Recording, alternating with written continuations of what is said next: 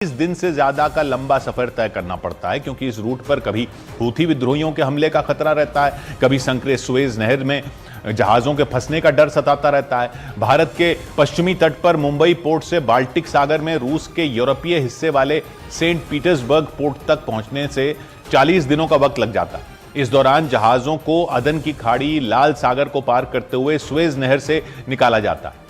इसके बाद जहाज भूमध्य सागर को पार करते हुए अटलांटिक महासागर पहुंचते हैं और आगे जाकर वो बाल्टिक सागर के पूर्वी छोर पर रूस के पोर्ट पर पहुंच पाते हैं। लेकिन कारोबार का ये पुराना रूट मुश्किलों से भरा हुआ है, इसीलिए भारत और रूस ने कारोबार को तेजी देने और समय और पैसा बचाने के लिए नए समुद्री मार्ग की तलाश शुरू कर दी। पुतिन के भारत दौरे के दौरान इसका एक खाका भी तैयार कर लिया गया, क्योंकि इस रूट से समय और पैसा दोनों बच सकता है। इस रूट के जरिए समुद्री जहाज लाल सागर और सुएज नहर के बजाय पूर्वी एशिया से गुजरेंगे, क्योंकि यह नया रूट चेन्नई बंदरगाह को रूस के व्लादिवोस्तोक पोर्ट से जोड़ता है। चेन्नई से निकलकर जहाज मलेशिया और इंडोनेशिया के बीच संकरे मलक्का स्ट्रेट को पार कर दक्षिण चीन सागर में पहुंच जाते हैं।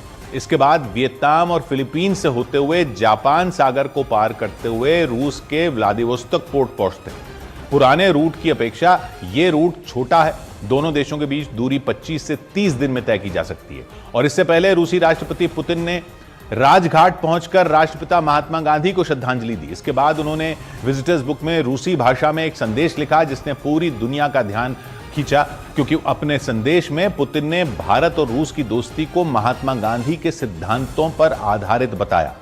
पुतिन सुबह करीब 11:30 बजे राजघाट पहुंचे। वहां उन्होंने राष्ट्रपिता महात्मा गांधी को श्रद्धांजलि दी।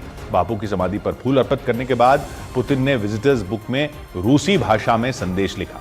बाद में पुतिन के संदेश का आधिकारिक हिंदी अनुवाद जारी किया गया।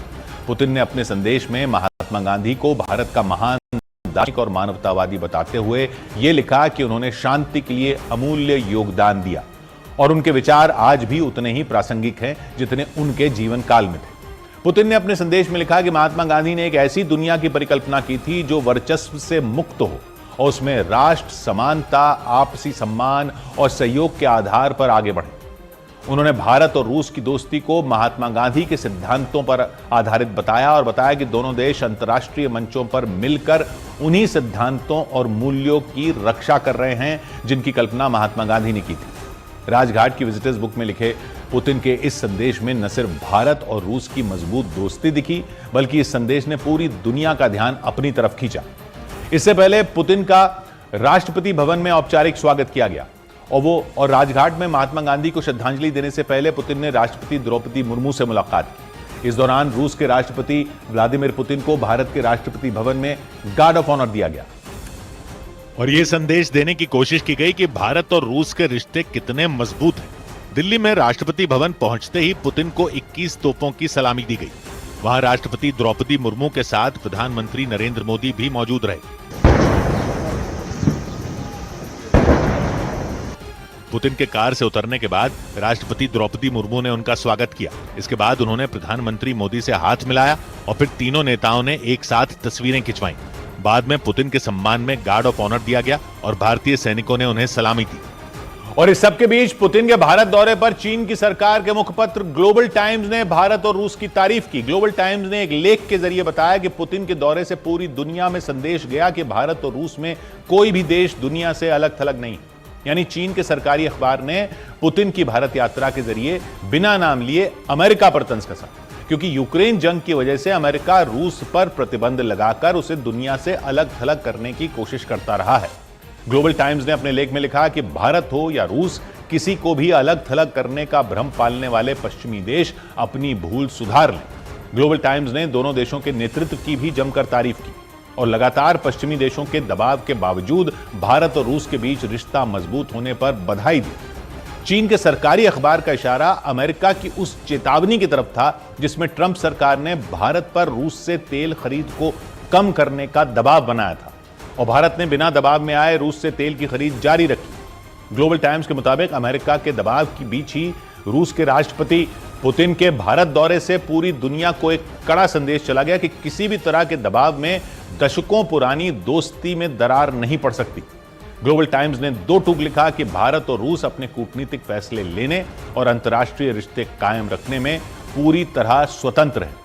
और सिर्फ चीन के सरकारी अखबार ग्लोबल टाइम्स ही नहीं, बल्कि पुतिन की भारत यात्रा पर अमेरिकी अखबारों ने भी भारत की कूटनीति और विदेश नीति की जमकर तारीफ की और प्रधानमंत्री नरेंद्र मोदी की सराहना की। अमेरिकी अखबार द न्यूयॉर्क टाइम्स से लेकर वॉशिंगटन पोस्ट तक सभी जगह पुतिन के दौरे पर लंबे चौड़े लेख लिखे गए।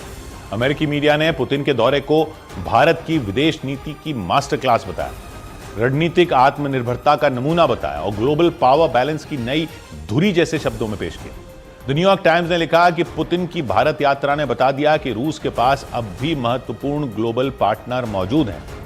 अमेरिकी न्यूज चैनल CNN ने लिखा कि भारत और रूस की दोस्ती समय की कसौटी पर बिल्कुल खरी उतरी और भारत दौरे पर पहुंचे रूस के राष्ट्रपति पुतिन और प्रधानमंत्री नरेंद्र मोदी ने भगवत गीता भेंट की। खास बात यह रही कि वो भगवत गीता रूसी भाषा में लिखी थी और प्रधानमंत्री नरेंद्र मोदी ने उसे पुतिन को तब दिया जब वो PM आवास में पहुंचे। प्रधानमंत्री ने अपने सोशल मीडिया अकाउंट पर एक तस्वीर साझा की जिसमें वो रूस के राष्ट्रपति को रूसी भाषा में लिखी भगवत गीता भेंट करते दिखाई दी। प्रधानमंत्री नरेंद्र मोदी ने इसके अलावा भी पुतिन की कई तस्वीरें सोशल मीडिया पर पोस्ट की। उन तस्वीरों में दोनों नेताओं के बीच गजब की गर्मजोशी दिखी। एक तस्वीर में तो वो खिलखिलाकर हंसते नजर आए। पुतिन ने करीब 3 घंटे PM आवास में गुजारे और इस दौरान उन्होंने भोजन भी वहीं किया।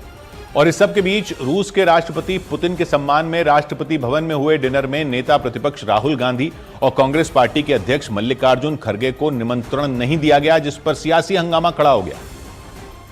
लेकिन सियासी हंगामा तब और बढ़ गया जब पुतिन के सम्मान में हुए डिनर में कांग्रेस के ही सांसद शशि थरूर को बुला लिया गया। ये मुझे मालूम नहीं, मेरे ख्याल में अच्छा होगा कि सबको बुलाया जाए इस विषय पे, लेकिन मुझे मालूम नहीं कि किस बुनियाद पे ये सब कर रहे हैं। ये तो मेरी जिम्मेदारी नहीं है। लोकसभा में नेता प्रतिपक्ष राहुल गांधी और कांग्रेस अध्यक्ष मल्लिकार्जुन खड़गे को डिनर में नहीं बुलाने पर कांग्रेस ने केंद्र सरकार के साथ शशि थरूर को भी घेर लिया। ये तो बहुत हैरानी की बात है कि जिन्होंने इनविटेशन दिया उन्होंने भी कमाल किया और जिन्होंने इनविटेशन लिया वो भी कमाल कर रहे हैं।